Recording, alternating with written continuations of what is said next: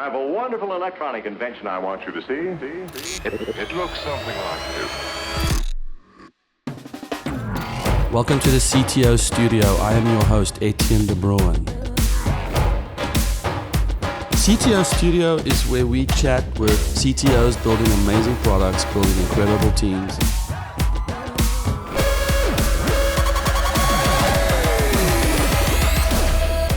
Have you chatted with a CTO lately? So, Robert Swisher. Are you Robert or Bobby? It's all of the above. Right. Robert, when I said Rob, Bobby, you can do it. You can do any of those. Right when I said Bobby, I felt a little tug. A little tug. Okay. Yeah. But Robert is more formal. Yeah, So you are right now you're CEO, CTO, CXO of everything of your brand new startup. That's correct. I'd like to get to that in a minute. First, I would like to continue our conversation about San Diego. Okay. Pick up where we left off. So, we've come across some entrepreneurs who feel like San Diego is the be-all, end-all of like, this is the city, this is... America's finest city, right? Yes. Yeah. And so, as you know, I became a citizen recently. Congratulations, fellow American citizen. Thank you. You sounded like a robot. Eric, when are you going to become a citizen, bro? Soon. I'll tell you one thing that changed for me was, so I've been here for almost 20 years. And one thing that changed for me in an instant when I became a citizen, this is the thing I felt on my drive to the Civic Theater to do my ceremony, was, wow, man, cities like San Francisco and New York and Chicago are now they are now cities they belong to me now. It's not like belongs to them. It all belongs to you now. You're part of it all. Yeah. And so for San Diego, I think because I live here, I felt, okay, San Diego, great. Yeah. But it was actually those other cities where I thought, oh my goodness, man, Chicago and New York, those are like my cities now. Is that how you feel? Sure. I mean, they're all my cities, right? It's all part of the United States, which is great, and they're cool places to visit. I don't want to live in any of those cities. I mean, I prefer San Diego. I've been to most of those places, and I enjoy them, but I don't want to live there. I think it's probably, and maybe this ties into the love people have for a city, a sort of an advocacy for a city. Right. Because I think because the states, it's how many states? But didn't you just take a test on this? That was the one question I failed. Yeah. Actually, I failed many questions. For instance, did you know what the reason was for the Cold War? It's a very complicated issue. I don't think we have time to get into the details there. Thank you. Nice one. Yeah, it's just, I don't want to get started. I heard someone once try to tell me it was a war over heating oil, which, Cold War, which is incorrect, obviously, but I thought that was pretty hilarious. Yeah. I tried to tell the officer that it was the proliferation of nuclear bombs. Yeah, that comes way later. But I found out that it was because of communism. Yeah. So there you have it. I failed that question. Yeah, it comes out of the whole Eastern Western Germany thing, right? She said to me, what I'm looking for is a word. One word. Well, now you know. So what I was thinking was, because America is so big, maybe people feel more of an affinity to their city than they do to their country. That's not possible. I think it's both. I think it's just it's an American thing. We like to kind of get behind a team. What team are we on? And I think a lot of people, it's the hometown or the town you live in, and there's that affinity to that particular place that you really want to support them, root for the home team, kind of a deal. I had a friend who moved up to Silicon Beach to go do their startup, and he said to me, oh yeah, you should come to Santa Monica and come join some companies here. Yeah. And that was an unthinkable thought for me. Yeah. So maybe I do love this town. Maybe you're just not ready to admit it. You're in San Diego denial right now. I will say though that with the 7 CTOs vision, I've always felt like I wanted to shine the spotlight on San Diego Yeah. as a tech thing. So with the CTO conference we did last year and this year, there is a part of me that wants to shine the spotlight on San Diego. So I don't know. This is a journey. It's a journey. It's a journey. It's growing on you. It's starting to happen. I love it though. I'm very proud of San Diego and definitely want to play my part. So you, I think when we met many years ago, you were the CTO at business.com. Yeah, that's correct. Do you want to tell us a little bit about your journey to where you are today? Yeah, from that time. So it was a really interesting experience. I joined a small company that was a very small startup at that time called Resource Nation. And we were strictly a B2B lead gen, company. Kind of like Lending Tree, banks compete, you win. We did the same sort of model, but it was across all kinds of various categories like credit card processing or, marketing, direct mail stuff, for B2B companies. Roughly what year was this? This was 2010. Okay. Yeah. So fairly like entry into that type of game was more and more companies were doing that, Yeah. right? Yeah, it was becoming kind of commonplace at that time. So we were part of this little company there, and we got an opportunity about a year into it to go and buy business.com from a much larger publicly traded company called Dex One. So we raised some money here with a local equity firm, JMI, out of La Jolla, and went and purchased that and rebranded the business and added kind of a full suite of marketing products for B2B, all the way from display advertising, pay-per-click, marketing ready leads, sales ready leads, content marketing, all kinds of different stuff that we did. So we ran that business for 6 years and then exited it in June of 2016. And I was there until I think October of that year. Was the time I had to stick around. We sold it to a company called Perch. Perch is in purchase. So they do Perch. content enabled commerce, which basically means anything that's content that helps you make a buying decision. It's both B2B and B2C. Was the sale of the company just sort of was it a pleasant experience for you? Yeah, it wasn't that bad actually. I mean, selling a company. Did you do the due diligence and all Yeah. that? And, Oh yeah. Yeah. Yeah, we went through that for I'd say a period of probably 3 to 4 months was the whole process, kind of from the time that they initially, gave us an LOI and started a formal process, and that was the big focus. And that was actually difficult to kind of keep the business running, day to day, but at the same time spend a ton of time on due diligence and producing all these things and providing all the information, getting people up to speed, shoring up stuff in advance of a transfer, especially around technology. But yeah, so we went through that, and then I was there until October or so, at which time I left and basically just did nothing for a little while. It was kind of, it was the first time that I'd taken off, I'd say more than a week in, I don't know, basically my whole career. Did you question the meaning of life? Did you? No, I don't think anything that serious. I'll tell you what I did question though is how people just don't work sometimes, because on a Tuesday everybody else is at work. You know what I mean? It's not that fun to just be hanging out, and it took me a little while to figure that out. And there's only so much video games and so much golf you can play, and things like that. And so eventually I got back to the point where I realized I needed to figure out what I was going to do next. And I had a couple startup ideas I've been kicking around in my head for a while. And there was another startup that I was working with at the time that I was a kind of co-founder of and CTO of, that was related to music festivals. But I wasn't sure if I wanted to go in kind of full time on that or if I wanted to start something different. And so I tossed those ideas around for a while. And then ultimately I ended up deciding to start Frendli, which is what I'm doing now.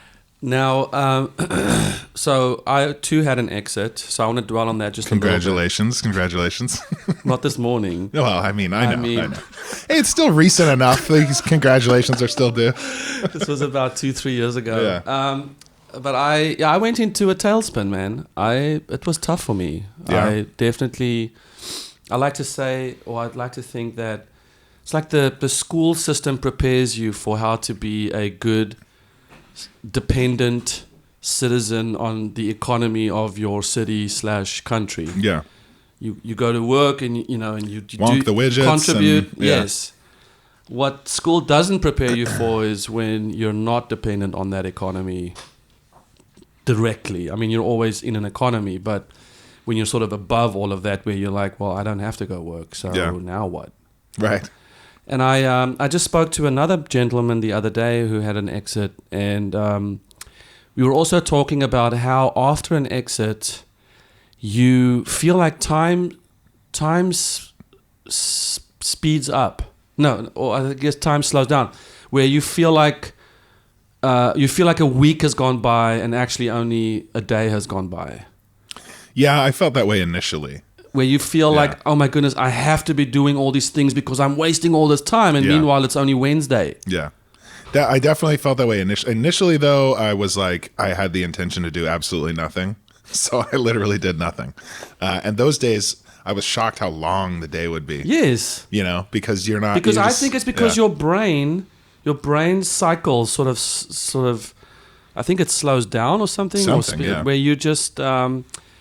I remember the advice I got wasn't so much, hey man, take some time off and go do all these things that you've always wanted to do. It was more, don't feel like you have to do the next thing like right now. Yeah. Which is exactly the mistake I made. Oh, you immediately started doing the next thing? I basically decided to say yes to everything. Oh, yeah. Where I should have said no to everything. Yeah, I've been a victim of that before. So some of my friends said to me, just enjoy that you can focus on 7 CTOs and just have fun. Yeah.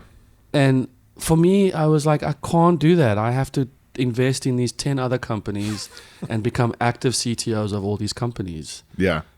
And I just, that, should another exit happen again, I am for sure going to say no to everything. Yeah. Well, before you start saying no to everything, I mean, you could still invest, in my new company if you wanted to. Just throwing that out there. It's not too late. Maybe you need to do more. I don't. Quite a segue. I don't know. Very, very smooth segue.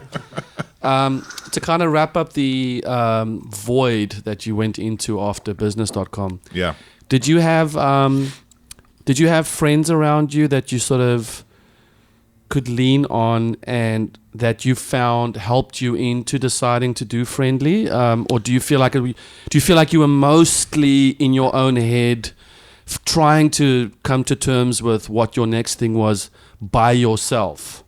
I would say it probably the latter more than the former. I think I definitely had friends that I had tossed the idea to, because I had been thinking about it for a year or more prior to exiting business.com. So it was already on my mind. So I had people who said, hey, this is a good idea. I really like it. I think you should pursue it.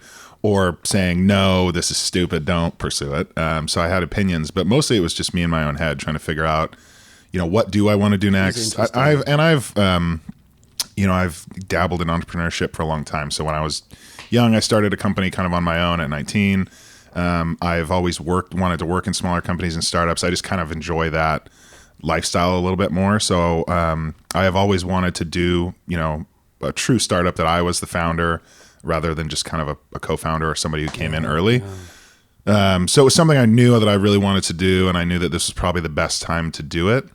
It just took me a while to kind of work through, am I pursuing the right concept? Is this what I want to do? And you're right. I kind of sensed, like, ultimately it is a lonely decision. You kind of... Yeah. People have the best of intentions around you, but ultimately it is a lonely decision. So when you were 19, did you start a company, you said? And it was it jetpacks for skateboards? Yeah, jetpacks for skate. No, it wasn't jetpacks. I wish it was. I might not be sitting here right now if I had invented jetpacks for skateboards at 19. I might be, I don't know, flying a private jet somewhere. But no, it was just a very small kind of tech consultancy. So small business websites, technology support for small businesses, network installation, all those kinds of things. Back in Colorado where I lived at the time. Okay. And so you came to San Diego? I came to San Diego in 2005. And that was for... That was just because I wanted to come back to California. Interesting. So my family always, from the time before I was born up until I think probably around that time when I was about 25 and I came here, every year we would spend a week on the beach camping at the San Elijo campground in Cardiff. And so that year, actually, I had decided I wanted to maybe come back to California. So I actually came out and set up some interviews while camping on the beach, put on my interview clothes in the campground bathroom, drove into San Diego, did some interviews, and ultimately got a job, and then moved to San Diego a few weeks later. That is badass. Thank you. So you're having a destination wedding soon. I am. That's coming up very quick. Now, what I'm finding confusing is the invites haven't gone out yet, right? No, they've all gone. Did you not? There must have been some confusion. I'll have to follow up on that. I don't know. No, I realize these days, invites can be last minute, but I mean, we have to make a lot of arrangements. My wife and That's 3 a good kids. point. Yeah, good point. So I'm just saying, if you guys want to maybe speed that up, or I'll double check. I blame the postal system. We should have probably done it. You used the postal system? They went out by mail. So see, I should have done electronic invitations. That must have been the confusion. Probably the crows. You sent I sent a raven, and I don't know if it, So, what do you think of the following statement? A good CTO can become a CEO, but a good CEO can't necessarily become a CTO. I would say I actually like that. I would agree with that statement for the most part. I think that it is pretty tough if you're a CEO, which typically means that you're probably in a just general business knowledge type person. You're an MBA or something like that, or you're a sales type person, or perhaps a marketer or I don't know. I mean, one of those types of roles. So I think to transition to the CTO role is very difficult because I'm not a believer in CTOs that don't have hands-on deep technology experience. I think there are people who I've encountered who, they go get an undergrad degree in some sort of technical discipline and then they go on and get the MBA, but they haven't necessarily spent time in the trenches doing the work. And I feel people like that are not as successful as someone who actually came up through the ranks of technology and has kind of been on the front lines and done the work. I just think that's really important. Yeah, that kind of brings up the question I was actually thinking about yesterday, which was the technical CTO versus the so-called non-technical CTO. Yeah, I don't believe that the former one is a real thing. Yeah, I think you mean the latter one. Yeah, the latter. I'm sorry. Yeah, sorry. Yes. Apologies. Yeah, the non-technical. I tend to agree. Yeah. I actually think that the non-technical CTO is a misnomer. I don't think that actually. I think you can be steeped in technology, and maybe you could have been a VP of product. Sure. But it's interesting. A CTO with zero hands-on coding experience. Yeah. Now, what if I am a person who can use Zapier and Google Sheets? I don't.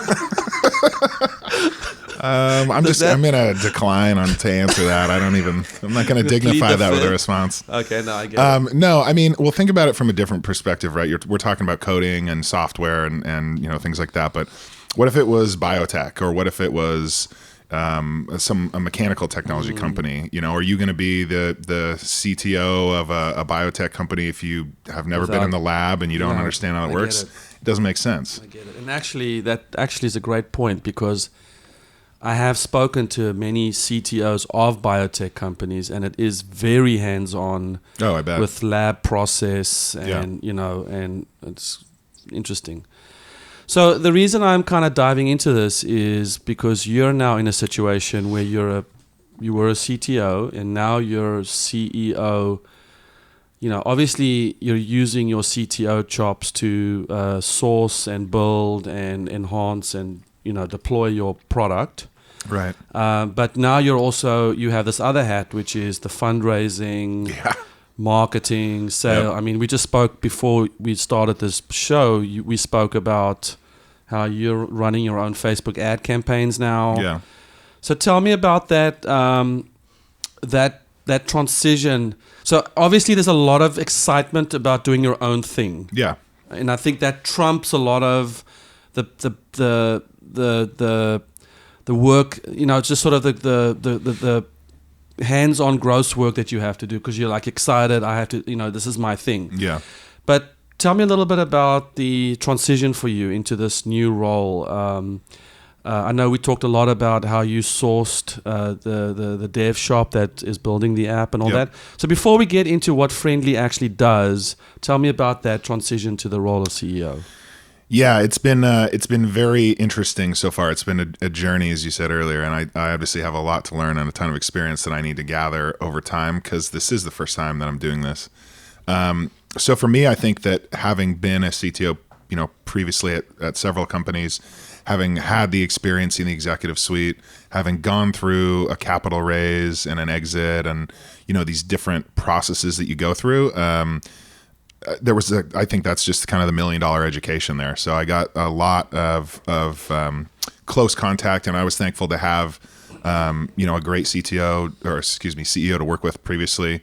And, knowing that I ultimately wanted to go on and kind of do my own thing, there was a lot of education that happened there. And he worked with me quite a bit, just to kind of give me some mentorship in that direction so that down the road I would be a little more prepared. But having said that, it's still it feels a lot like when I first transitioned from, an engineer to a director of technology and then into, a CTO position where there's a little bit of the feeling at the beginning, that total fraud syndrome. Imposter syndrome. Yeah, imposter syndrome. You're like, somebody's going to see I have no idea what I'm doing, but I have to fool everybody into thinking that I am, and the whole act as if and all that. But I embrace that. I always have, and I've told people for a long time that, imposter syndrome is a good thing because you don't grow at all, you don't improve, you don't get better, unless you're outside your comfort zone.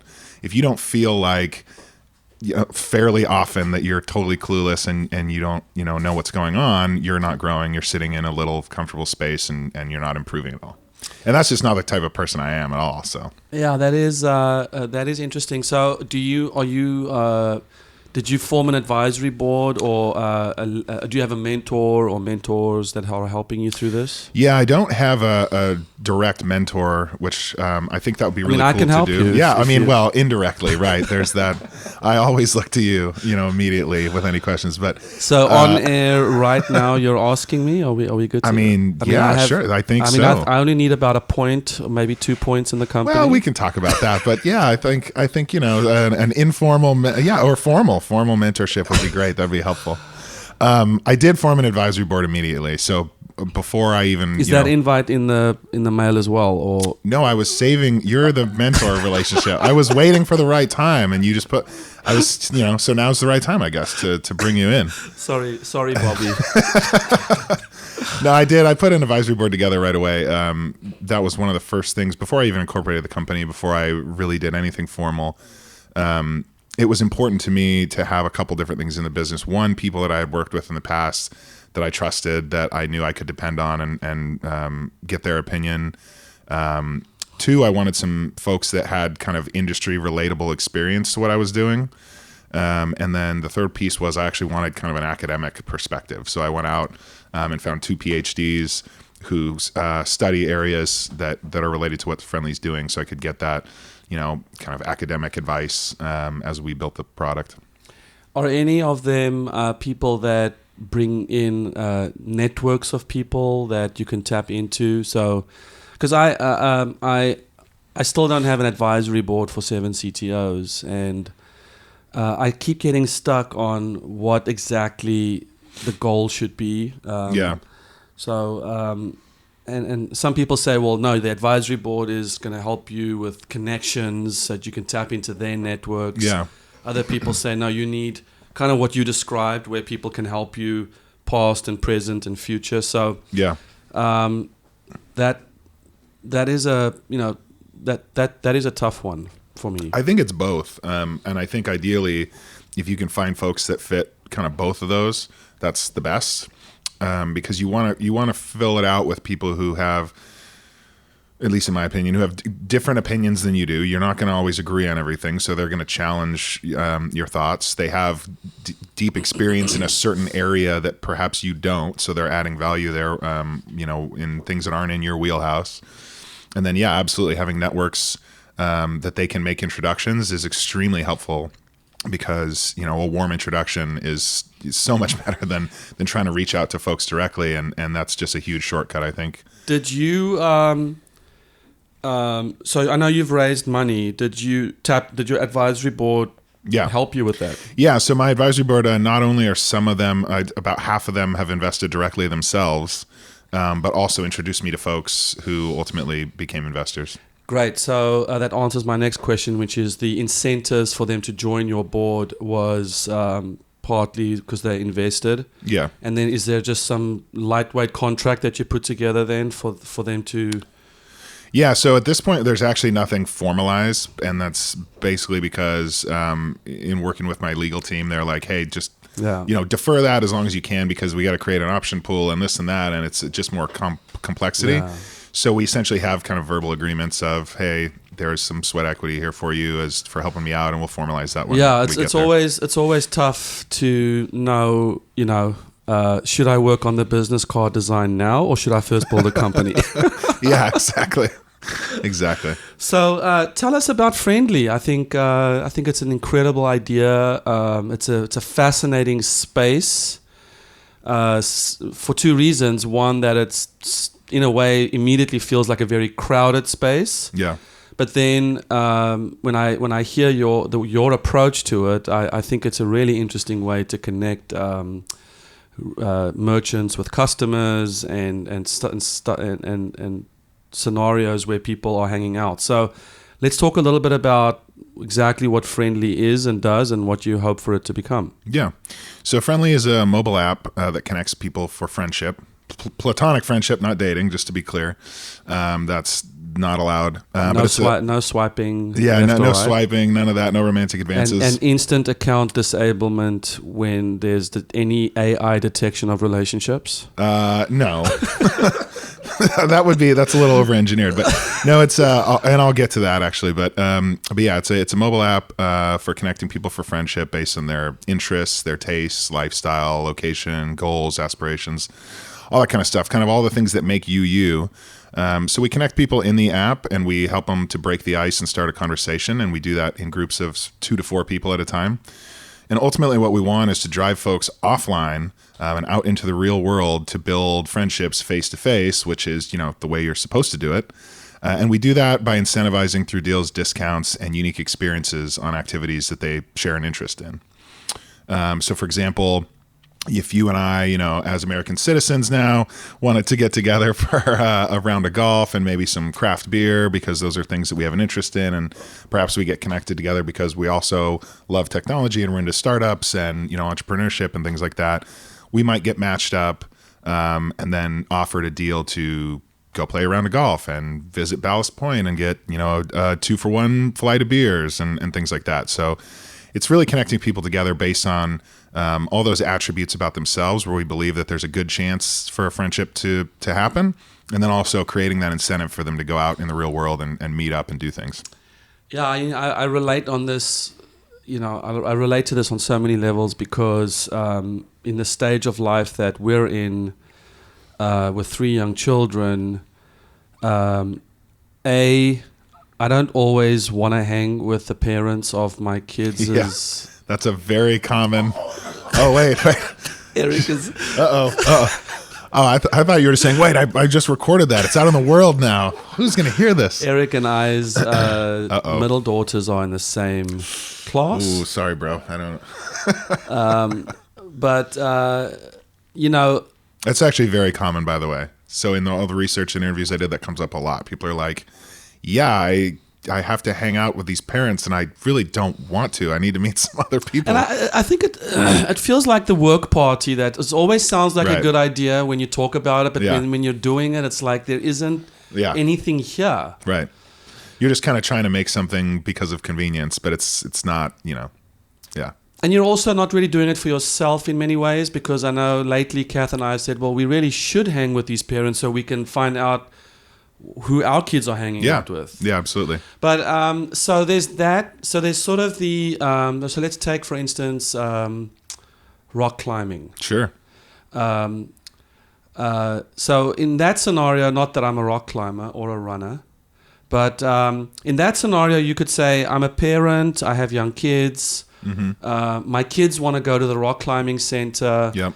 I want to have a couple beers while we're there. I don't know if they allow that, but and so I could basically find someone to join me in that activity. I can therefore save a lot of time. Yep. And then I could also maybe have fun. Yeah, and exactly. I could have, and this is the big one for me, is new ideas around what to do with my kids. Yep. I feel like, you can only go to Fun Believable and freaking McDonald's so many times to have the Happy Meals. Boomers and whatever. Yeah, boomers. Yeah. And I feel like I just need a place where, almost like curated activities where I can see what other parents are doing. Yep, absolutely. So Frendli would be sort of a perfect app for me, right? For that. Yeah, 100%. I mean, the thing that's interesting across the board, I hate to sound so broad and general, but it's really kind of perfect for anyone. You know what I mean? Whether you feel like you need to meet a bunch of new people or not, when you actually talk to folks, you find out usually there's some need there. Whether it's I'm trying to build my circle of friends, or someone like yourself, like, hey, I want to meet someone who I actually will enjoy hanging out with while I take my kids to do activities, or maybe you have a unique interest. You want to learn to play badminton or something, and you don't know anybody who wants to do that. How did you know that, by the way? Well, we talked before the show. Yeah, we talked before the show. No, I mean, or you want to learn to surf, but you don't know anybody who can teach you. Well, I think that's what's so magical for me about it is it's not so much who you do it with, it's just what you do. So things to do. Yeah. Without this baggage, this emotional, relational baggage that comes with it. It's like, dude, I want to go climb Cowles Mountain. Yeah. I just want to do it with other people, either for me or for my kids or whatever. Yeah. Let's just go do it. I mean, there's no... Yeah, absolutely. It doesn't have to be a deep, this big, process of finding exactly the right people. We're going to look at things that you share in common with this person and interests and other things beyond maybe one activity. Because ultimately, that's what really drives friendship, right? Like having a bunch of things in common, sharing interests, spending time together. That's how you become friends with people. So we just want to get you out doing those things. I love it. So... since we have some history, I was sort of an observer to your process of identifying how you want to build this app. Yeah. So you're the CEO who could have the conversation in your head with your CTO Right. in the same brain and discuss how you want this built. So maybe walk us through your thought process. Obviously, get the most bang for your buck without sacrificing quality. Yep. I know you. What I really admire about you is even with that pressure to get something out the gate, I still feel like you were very pragmatic about and also patient, even though maybe you didn't feel that way. Yeah. To make the right decision on who to help you build the app, because you're not coding the app yourself, right? No, I'm not. Which is probably decision number one, good decision, right? Yeah, definitely. I have more than enough to do without that. That would have been a terrible decision. And I toyed with that idea briefly in the beginning. I thought, oh, maybe I'll just kick out an MVP, and then no, that was terrible. I needed to absolutely. That's actually, I think that's great advice. Even, and I think this is the problem with the CTO who's still pretty hands-on. Yeah. Is just to go spend all that time building the product, which is a mistake I've made many times. And I've subsequently come to realize, and you know this, the tech is really the easy part of the startup. Yeah. It's the sliver of the 10% of the pie chart. Oh yeah. Of what you really need to be doing as you're building your company. Yeah, there's no the fallacy of if you build it, they will come just is completely wrong, And as a product and tech guy, I've thought in the past, there's been times where I feel like, if we just build the best product and it's so great and whatever, then everything else, the dominoes will fall in place. And it's just, that's so just wrong thinking. I mean, you still have to build a great product, but that's just the start. So to walk us through how you're building this product? Yeah, so there was a lot of product development and research and customer interviews, both on the user side and the merchant side. And I spent a long time putting all that together before I even selected a dev team. I probably spent 6 months of work on that. And before I really went out and raised money or did anything, just kind of pre-planning, which was difficult for me because as, a product and technology type of guy, I wanted to go out and build it immediately. And so I really had to slow down that thought process and go in a different direction and say, hey, let's take a different look at this. And did that come from mentorship, or was it just awareness you felt, or intuitively felt that, or did someone pull you back and say? So a little of all of the above. So talking to a couple different folks, something that I felt like I had to approach it differently because thinking about spending resources, and I didn't want to go out and build the wrong thing, and I really wanted to employ the lean startup method, and there was actually a workshop I did. Kind of early on that someone had invited me to in the startup community here. It was like an 8-week workshop at the Coalition for Downtown Innovation or whatever it is. I forget the name of the org, but and it was really for folks who it's kind of first time entrepreneurship and they don't really know much about building a business or what to do or how to get started. So it didn't really necessarily apply to me, but I just thought, hey, I'm going to go check this out and see what it's about. And one of the things they really, really stressed was focusing on customer development, understanding who that's going to be, and going out and really talking to people, testing your theory, testing your assumptions, and figuring out what is the biggest thing that I'm assuming right now about this business that if it's wrong, I'm screwed. And that really got me thinking about, okay, I need to slow this down. Your riskiest assumptions. Yeah, your riskiest assumptions, exactly. And that really got me thinking about, I can't just go and start building. I need to take like 5 steps way back and make sure that I'm moving in the right direction before I get to that point. So that was the first thing. And then when it came to evaluation of who I was going to partner with, I really looked at, everything across the board, from hiring, directly hiring engineers into the company from day one here in the US, to outsource to India, to outsource to Eastern Europe, to, near shore in Mexico, in Colombia, in Costa Rica. I talked to probably 40 different organizations. I spent a lot of time, probably too much time, frankly. And I think we had some discussions about that at one point, that it was like, just pull the trigger, man. You know what the decision is, just make it. But I really wanted to be sure I was making the right decision, and that was a big deal. And ultimately, I'm very happy with the decision I made. I chose to go with some folks in Mexico, and it's basically a dedicated team. So they work, full time, 40 hours a week on my project.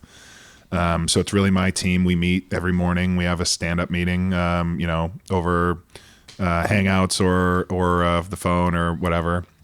We do basically the typical Scrum cycle. So we've got, demos and retrospectives and, everything that goes on in between. It's just we're not in the same physical space. But if I needed to, I could get on a plane and be down there, in an hour or hour and a half or whatever. Oh, so it's not in TJ. It's not in TJ. I really looked there. I thought that would kind of be a really good fit, and it would have been. But it seemed to me that the cost has gone up a little bit, and I think that's just the whole cross-border connection. Is such a great thing, and there's so much business moving down there right now that the rates were just higher. So I actually ended up hiring some folks that are just south of Arizona. Okay. So they're in Sonora, and rates were a little bit lower, and it's been a fantastic team, and really happy with that decision. Oh, and so when are we going to see the beta or? Yeah, so right now we're targeting development to be wrapped up kind of early April for a beta, which will probably be a closed beta. I'll just distribute it to some folks to test out. And then we're planning kind of a broader launch for the end of April or very early May. That's fantastic. And then just quickly want to talk about your deployments, your marketing strategy, or your biz dev strategy, I should say. Are you... which is going to come first, the merchant or the customer? It has to be both, really. So it's kind of a chicken and egg situation, and we're, I'm trying to find chickens and eggs at the same time. And in a two-sided marketplace, unfortunately, you got to have both, in my opinion. And talking to folks early on, there was a lot of people, even some big entrepreneurs here in town who do things that have kind of the same two-sided marketplace or somehow related, who said, you just have to go get the users and, figure the rest out later. But unfortunately, that piece is kind of core to what we're doing. If we just go get a bunch of users and we match them together and say, hey, start talking, that's great. I think we have a better way to do that than any of the competitors that we have in this space. I think we have a much better way to do it, actually. But I don't feel that's enough of a differentiator. And I think part of what's core to the business we're trying to build is create that incentive for people to get off the couch, get off their phone, and get out in the real world and actually make a real connection. And so I think it's important to have that piece there.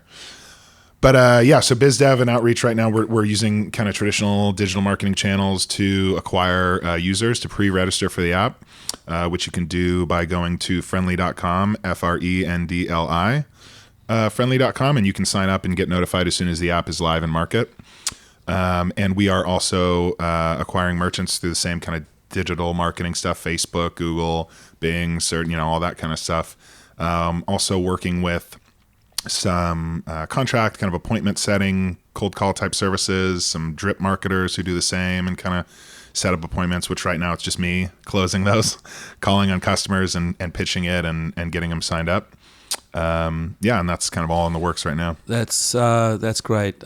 Which if you're a merchant, by the way, too, you can also go to frendli.com/merchants. Are they going to all be sort of it's not any Groupon style thing, right? Where No, it's similar in some ways, but actually very different.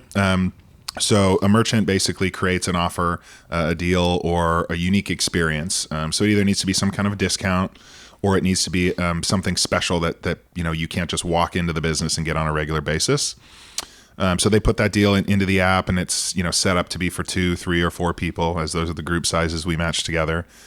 Users get matched to the deal based on their attributes that the merchant's targeting. And they purchase in the app. They share the cost of it among their small group. purchase in the app. Yeah, they pay in the app directly. Nice. And then they redeem in the app when they visit the merchant. And at that time, can someone say money flows in the end. Can someone say transaction fees? Transaction fees? No, not well. Yeah, I mean for us. Yeah, well, yeah, transaction fees, i.e., percentages of the transactions. Yeah. Is that your revenue model? No, the revenue model, is we take a percentage of the revenue that's generated, okay. and then pass the remainder along back to the merchant. Just as we close, and do you have any advice for CTOs who are thinking of starting their own businesses? There's a lot of nuggets that you've dropped already. I think the advisory board is a very strong... Yeah, definitely recommend that. Is there anything else that you just off the top of your head would encourage a CTO of a current company who wants to go out and do something to think about? Yeah, I would ask yourself the hard question of what role you really want to serve in that company. I mean, are you going to be a CTO and you're going to continue to be a CTO and focus on technology and product, and that's what you want to do? And you're going to find somebody else to fill that other side, whether it's marketing and biz dev, or just kind of be the CEO of the company, or whatever that is. And think about that long and hard before you do it, because that's just an important decision. And I knew going into this one that I really wanted to be kind of the CEO, and I was going to do both for a while, but ultimately down the road, I plan to bring in somebody who can focus on product and technology. Super valuable. Yeah, definitely. But I think you just got to think through that ahead of time, and know who you need if you need somebody. Any books, podcasts, blogs that you are addicted to /reading / can tell us about? Yeah, so I just wrote down 3 I jotted down kind of before we started, which are just 3 of my favorites that I recommend to anyone, especially if you're doing any role in a startup. And those would be 0 to 1 by Peter Thiel. Just amazing book about what it takes to do startup life and to create something from nothing, and how you overcome that and first inertia and things like that. So that's fantastic. The Hard Thing About Hard Things by Ben Horowitz, of Andreessen Horowitz. Phenomenal book again. And that one I think is just business in general. Like it's all these things, as you read it, you kind of go, yeah, I know this, but he presents it in such a great way to remind you of all the difficult decisions you have to make, and how you should manage people, and how you solve all these challenges in a business. So I highly recommend that one. And then, of course, The Lean Startup by Eric Ries, who's just like, the de facto method for doing anything now. And even so many large organizations are taking that process and knowledge and applying it, in their big companies, and creating these kind of mini startups inside big companies. So I highly recommend that to everybody. Robert Swisher, gold, man. Thank you. Thank you very much. Yeah, my pleasure. Thanks for having me. Absolutely. Cheers. Cool. Have you chatted with the CTO lately?